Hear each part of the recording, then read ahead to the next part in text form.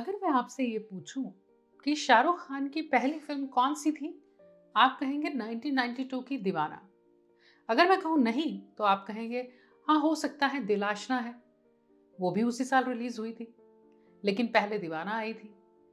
लेकिन इससे भी पहले शाहरुख ने एक और फिल्म भी की थी, जिसमें पहले तो शाहरुख को अच्छे खासे रोल के लिए रखा गया था, फिर हटाकर एक छोटा सा रोल दे दिया गया। ये फिल्म बनी भी, लेकिन फिर इसका हुआ क्या, आज यही बताऊंगी। कहानी फिल्मी पर सच्ची है मैं। आज बेशक हम कहते हैं कि शाहरुख की पहली ही फिल्म से उन्होंने स्टारडम देखा। ये सच है, जानने वालों को यही मालूम है। लेकिन शाहरुख ने भी अपने हिस्से की स्ट्रगल तो की है।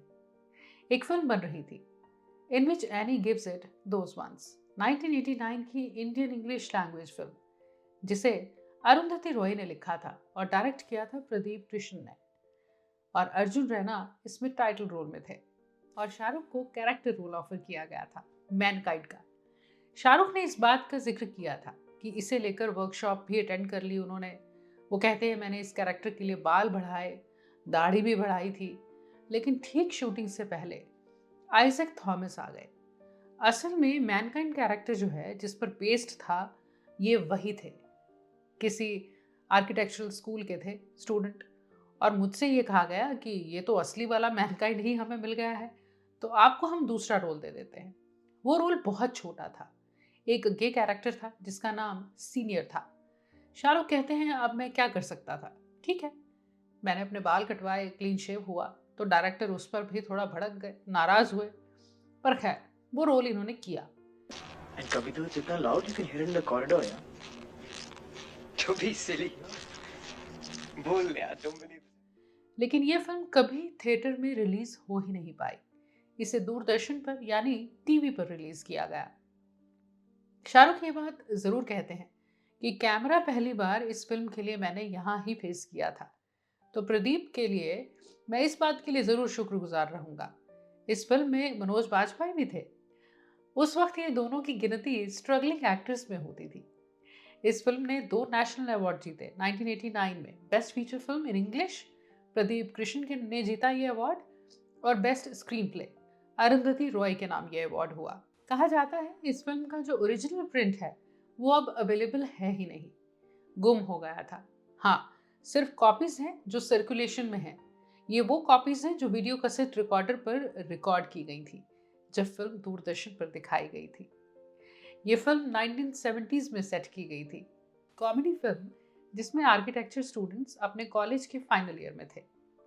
अब कहा जाता है कि इस फिल्म के जो डायरेक्टर प्रदीप थे, उन्होंने कहा था कि उनके कैरेक्टर्स इतने कॉन्फिडेंट कैरेक्टर्स नहीं थे जितने कि शाहरुख ऑलरेडी कॉन्फिडेंट थे। यानी फिल्म के लिए जैसे थोड़े सहमे से कैरेक्टर चाहिए थे, शाहरुख उनसे कहीं ज़्यादा कॉन्फिडेंट थे, उनकी एक्टिंग स्मूथ थी। शाहरुख ऑलरेडी हीरो बनने के लिए तैयार थे और वो कहते हैं हमारी फिल्म में हीरो कोई था ही नहीं। लेकिन खैर, ये तो उन्होंने तब कहा ना जब शाहरुख सुपरस्टार हो गए। वैसे एक ही वक्त पर शाहरुख ने 5 फिल्म्स एक साथ साइन की थी। इसके बाद जब हिंदी फिल्म्स की मैं बात करूँ तो दीवाना, राजू बन गया जेंटलमैन, दिल आशना है, किंग अंकल, चमत्कार। पहला मुहूर्त दिल आशना का हुआ, पहली शूटिंग किंग अंकल की हुई। पहली फिल्म जो साइन की वो थी राजू बन गया जेंटलमैन। फर्स्ट रिलीज थी शाहरुख की दीवाना। किंग अंकल 5 फरवरी 1993 को रिलीज हुई। दिल आशना है 25 दिसंबर 1992 को। राजू बन गया जेंटलमैन 13 नवंबर 1992 को। दीवाना 25 जून 1992 को। चमत्कार 24 जुलाई 1992 को। विवेक वासवानी, जिनका शाहरुख के करियर बनाने में बहुत बड़ा हाथ है, वो कहते हैं कि कुछ भी अचानक नहीं था। शाहरुख का भी एक तरह से लॉन्च था और बहुत स्ट्रैटेजी के साथ था। लेकिन उसकी, यानी शाहरुख की जो मेहनत है और काम करने की जो लगन है, उसने ही यहाँ तक शाहरुख को पहुँचाया है। ऐसे ये जो पांचों फिल्म्स के मैंने नाम लिए हैं, आपको क्या लगता है कि शाहरुख का जो लॉन्च है वो दीवाना पहले रिलीज हो गई, कौन सी फिल्म थी जो और भी शायद अच्छा लॉन्च दे सकती थी, या दीवाना अच्छी थी? कमेंट्स में लिखिएगा।